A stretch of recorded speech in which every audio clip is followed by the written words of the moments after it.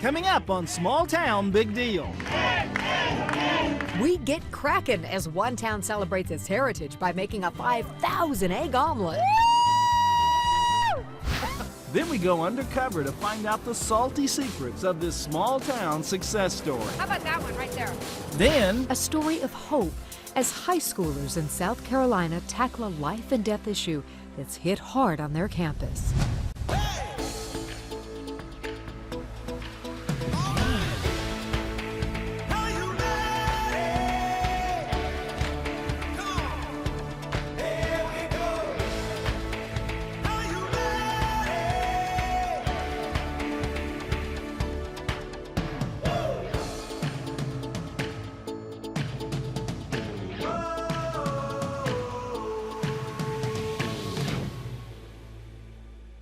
welcome to Small Town Big Deal. I'm Rodney Miller. And I'm Jann Carl. You know, Napoleon sparked a tradition that's still alive and well today in France and in Abbeville, Louisiana. Now get this, it involves over 5,000 eggs, about 52 pounds of butter. Oh yeah, now we're talking. And a town filled with enthusiasm and a lot of pride. It's no secret that folks around here know how to party. But in Abbeville, about 140 miles west of New Orleans and deep in the heart of Cajun country, the town celebrates its French heritage in the most exceptional way by putting on its annual giant omelet celebration. Arlene, how exactly did this get started? Legend has it that Napoleon brought his army into a little town in southern France called Bessières, and he said that he needed for the community to gather up all the eggs and make an omelet for them to feed the army. Feed the army. Feed the army. So they did that. For years, that tiny French town has recreated its brush with Napoleonic glory by making a giant omelet every Easter and serving it to the poor. That celebration came to Abbeville's attention by chance when in 1984, Olga and Emery Toops stopped in Bessières while on a bus tour of France. My husband said, we're going to have one in Abbeville. And we came back and he started this. Today, Abbeville is one of only 7 French-speaking communities around the world that celebrates les omelettes géants. We do one in Canada, one in Belgium, 2 in France, one in Argentina, believe it or not. Awesome. There is another one in New Caledonia near Australia, which is number 7. Abbeville does its celebration the first weekend in November, and they do it upright. Visitors enjoy plenty of good Cajun cooking, an arts and crafts fair, and exciting family fun. Thank you! Thank you! It all starts off at St. Mary Magdalene Catholic Church with a mass full of pomp and pageantry that includes a blessing of the eggs. Then it's on to the town square and the procession of chefs. So guys, y'all ready to light it? We're ready. Let's light the fire. Here you go. And once the temperature is good and hot, a forklift moves the 12-foot steel skillet into position. A 12-foot skillet? I think it's your turn to do the dishes. Yeah, I figured that was coming. But while that skillet's heating up, there are 5,000 eggs waiting. So let's get to cracking.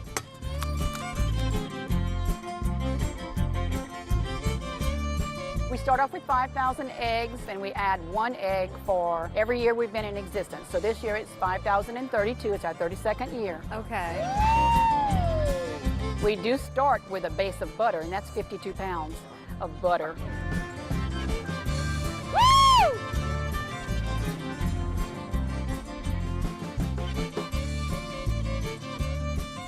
6 gallons of milk, and I don't have all the specifics of it, but bell pepper, celery, onions. Woo! Oh, I think I got onion down my shirt. Only official chevaliers or knights of the order get to stir, but they made an exception for us. Watch out, don't hit me in the head. For that local Cajun touch, crawfish tails and Tabasco are added in. And then it's time for the eggs, all 5,032 of them. That's awesome! That is so awesome! Or did you see you actually poured it in from the other side? It was like a tidal wave of eggs. It almost came. Almost went over the edge. So what do you think with Jan and I helping cook? Do you think it's going to be a little better today? Oh my God, I think it's going to be awesome. 5,000 32 eggs these poor chickens had to lay to get this They had to work overtime, didn't they? That's right, so everybody should enjoy it. Looking good, we're almost there.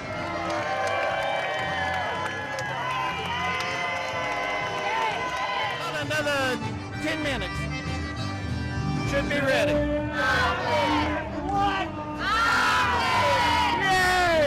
You know, it was really more like scrambled eggs. But can you imagine trying to flip that thing? The chefs do a final taste test. It is wonderful, just like it's been for the last 31 years. Yay! And now, the omelet is served. Bon appetit. Bon appetit. Oh, that's good. Moist. It's not overcooked. It's not undercooked. I mean, It's just right. you know, we've been fortunate to see a lot of really interesting things on Small Town Big Deal. But this takes the omelet. Okay, there's more where that came from. There's definitely more where that came from.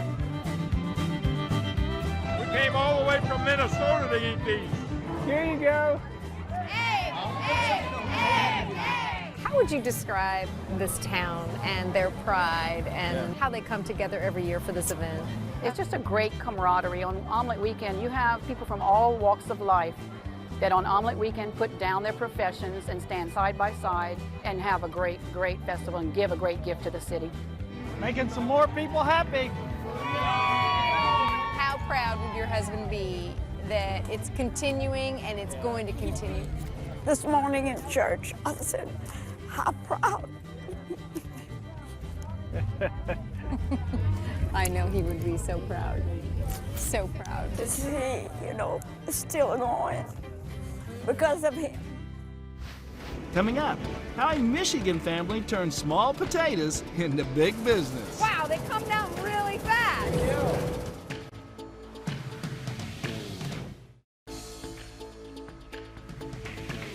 Welcome back to Small Town Big Deal. Do you know how many pounds of potato chips that Americans eat each year? Now, if you're thinking it's just in the hundreds of millions, you'd be wrong. Yeah, because it's 1.5 billion pounds. There is no slacking when it comes to snacking on chips. I mean, heck, Rodney thinks it's a food group. Hey, it is a vegetable. The potato chip. It continues to be the top salty snack seller in the U.S., recently taking in $7.5 billion in yearly sales. The creation of the first chip is debated, but the most popular tale comes from Saratoga Springs, New York. Way back in 1853, a Saratoga restaurant cook named George Crumb faced an unhappy customer. This guy kept sending back his French fried potatoes, claiming they were too thick. George got so frustrated, he sliced some razor thin and fried them till they were crispy. Well, to his surprise, the customer loved him, and the Saratoga chip, later known as the potato chip, was born. Whether the story is fact or fable, the tradition and pride of locally produced chips lives on today. This is the Great Lakes Potato Chip Company, so named for obvious reasons. Because these chips are great. True, Rodney, but it's also located on one of the Great Lakes. Lake Michigan in Traverse City, to be exact. Population about 15,000, located about 140 miles north of Grand Rapids.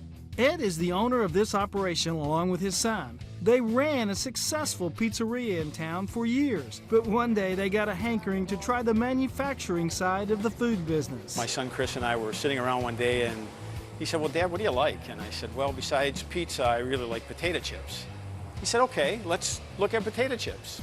Ed and Chris did a little research and found out there was only one local chip maker in Michigan at the time.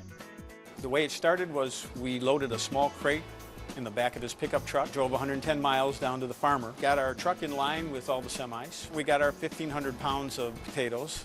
The semis are getting 40,000 pounds. Oh my gosh. We drove back to the plant here. We had 2 part-time employees. We had 1 fryer, 1 old bagger that you had to constantly kick to get it to run. Make it work. Exactly. And while they might have started out as small potatoes, these Michigan-made chips are now shipped into 6 other states and even into Canada. They can't bag them fast enough. Now, one of the things that we do is we leave the skins on all of our potato chips. Well, my mom says that's where all the vitamins are. Mommy is right, but we do it because it just tastes better. They are pretty heavy. Despite the explosive growth of Great Lakes potato chips, they still buy nearly all of their potatoes from a local Michigan farmer. Now, after a quick bath, they're dipped out by hand and fed into the slicer 1 bucket at a time. Oh, wow. Okay, that is one powerful slicer. In just a few seconds, 5 gallons of potatoes are sliced and into the fryer. Great Lakes is very picky about its chips, so in addition to carefully salting, there's also the selecting. We weed out the ones that don't make the cut. Wow, they come down really fast. I think Americans love variety as much as they love their chips. So, of course, Ed and his son have experimented with different flavors. We did 3 flavors initially. It was our original flavor, which is just a sea salted chip. Then we did a barbecue chip and a salt and vinegar. Now, Traverse City is known for its cherries and their huge cherry festival held every year. We do have a cherry chip. You do? See? Need I say more? So we made that just locally. We sold it in the local stores for a couple of years, but the demand continued to increase for it and increase. And so now we make it in 2 different size bags and we ship it all over the country. Great Lakes even started making a new product that's not potato at all. Tortilla! Grab a stack. To make tortilla chips, the spuds are replaced with round corn tortillas that are cut by hand into triangles. Oh, just stop with that. Just like the regular chips, the tortillas are constantly stirred in the fryers to keep them from sticking together. They're even seasoned and sorted so no bad chips make it to the bagger. You know, the quality control part, that was kind of stressing me out because honestly, I never met a chip I didn't like. Man, these guys are great, but I'm glad they're only here one day. They're going to eat me out of house and home. So we aren't great at slicing or seasoning or sorting for that matter. But we are good at eating, and surely we can handle packing and shipping.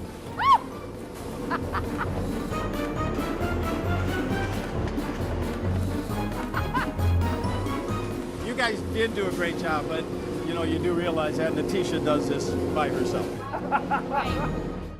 Now that you guys have bagged everything, we got them all stacked in the boxes here. We're just going to get them wrapped up and take them over to the shipping. Oh my goodness, she started wrapping me? I thought I was going to end up in Florida. That's the problem. Get out of there. Get out of there. Ed's retired, and now he starts a potato chip factory with his son, and look at all the jobs he's created. The American dream right here. And I salute Rodney, who is certainly doing his part to keep their demand high. Coming up, How one South Carolina high school is turning tragedy into a life-affirming celebration. Your life is worth it. That's next.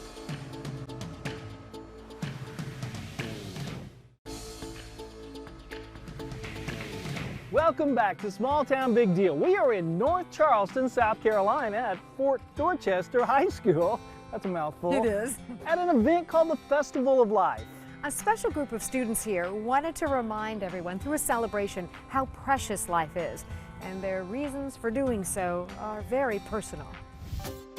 It has all the trappings of any school carnival. Plenty of fun, food, and friends. All the things that make life worth living. We have like music over there and like a water zone and like a sports area and like some food trucks just for everyone to enjoy. But despite appearances, the real reason for putting on this Festival of Life has its roots in unspeakable tragedy at the school. Since 2010, Fort Dorchester has lost 5 of its students to suicide. A staggering number and an all too real reminder that suicide is the 3rd leading cause of death of those 15 to 24 years old. What caused you to come up with this idea for the Festival of Life? Suicide is something that affects not only our school but every single school in the district, and it's often talked with such a heavy heart. So I wanted to do something to not only like unify the community but to showcase like what life has to offer. Focusing on what life has to offer is how students in the school's Chick-fil-A Leader Academy decided they could best make a difference and potentially save lives. It's just like an opportunity to let everyone at the school or in the community know that your life is worth it Any other materials that we need. Fort Dorchester history teacher Emily Schultz is their faculty advisor. When you get that phone call or you get that email, there's nothing that can prepare you for it. And having more than one, it only gets harder. Watching her students take on a topic that most adults have difficulty talking about was profound. They took a very sensitive subject and tackled it head on. And I'm so proud of them for that. They didn't run away. They weren't scared of it. They know because they've seen it firsthand that this is something that needs to stop and that we need to start talking about because so many people don't want to talk about it. When I found out Caitlin passed away, I was heartbroken. The Leader Academy also unveiled a memorial wall in the school cafeteria to honor their fallen patriots. Family members, teachers, and fellow students all turned out to pay tribute. Among them, Denise Alexander. In 2010, her son Jalen, a star athlete and popular senior, took his life just before Christmas. What would you want us to know about Jalen? Smile. His smile was huge. He was the life of the party. He was Jalen. He was awesome, and you just can't forget a light like that. What do you think was going on that you didn't see, or what did he not tell you? I think he mastered making himself feel better until everything he worked for, everything he cared about disappeared, and it was just him and his pain. Please do not give up on your life. Not today, not tonight, not tomorrow, not ever. Among those invited to speak at the dedication, Emily Torchiana. A suicide attempt survivor, Emily founded The Invisible Illnesses, a nonprofit dedicated to shattering the stigma surrounding mental illness. She now travels the country sharing her story of resilience. Seeing the wall that they created, seeing the impact that they've made, and all the hours they put into it, it's truly amazing how dedicated they were, and it just makes me have hope for the next generation, including my own, that people do want to get help and people do want to talk about this issue. If you could say something to a high school student that's out there today that's struggling, what would you say to them? Reach out. Reach out. You need to know that you're not alone. I'd say have hope. Doing this for our community has made me happier, and hope is a big thing to have in life. By bringing suicide out of the darkness and into the light of day, these students have, in fact, become the teachers. Theirs is a lesson that just could be the difference between life and death. By raising awareness, being able to memorialize the ones that have passed, we're hoping really to change the culture in this school. If we can just save one life from what we've accomplished today, then it was all worth it.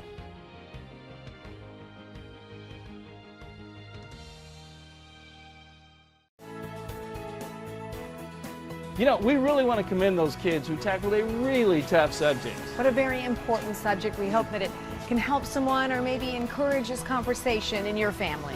And did you enjoy making potato chips? Yeah, not as much as you enjoyed eating potato chips. Just had to get all the bad ones out, and those are my favorites.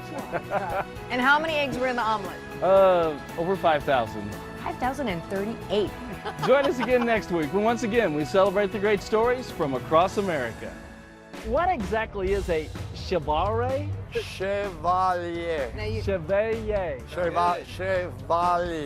Oh, Chevalier. is that good? Oui. Oh, you heard of those Millers? Yeah, but most of them were in Joliet. Yeah. She's joking because that's the prison in Illinois.